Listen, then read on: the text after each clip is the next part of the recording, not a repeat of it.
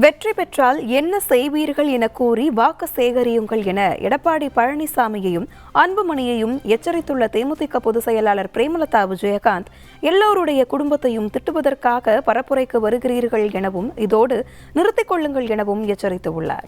நம்ம எவ்வளோ ஒரு கண்ணியத்தோட இன்னைக்கு பேசிக்கிட்டு இருக்கோம். கொஞ்சம் கூட ஒரு கண்ணியமே இல்லாம நீ வந்தேனா நீ உன் வேட்பாளர் ஜெயிச்சா என்ன செய்வார்ன்றத சொல்லு.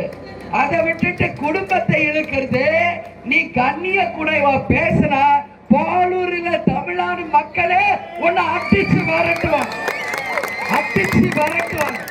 இதுல மாற்று கருத்தே கிடையாது. உங்களை பத்தி எல்லாம் நாங்க பேசுறதே கிடையாது. அப்படி இருக்கிறப்ப எதுக்கு பேசுறீங்க? உன்னால முடிஞ்சா உன் வேட்பாளர் என்ன செய்வாங்க, மக்களுக்கு என்ன செய்வீங்கன்றத சொல்லுங்க. அதை விட்டுட்டு எங்க கட்சியையும் இன்னைக்கு கூட்டணியில் இருக்கிற திமுகவையும் கலைஞரையா குடும்பத்தையும் இன்னைக்கு வேட்பாளரையும் தரைக்குறைவா பேசுனீங்கன்னா மக்களே ஒண்ணு அடிச்சு வரட்டுவாங்க. தமிழ்நாட்டம் புரிஞ்சுங்க. இன்னைக்கு லஞ்ச வழக்கு ஊழல் வழக்கு வச்சுக்கிட்டு உன்னால டெல்லியில போய் திரும்பி கூட பார்க்க முடியாத அளவு ஊழல் வழக்கு வச்சுக்கிட்டு இருக்க.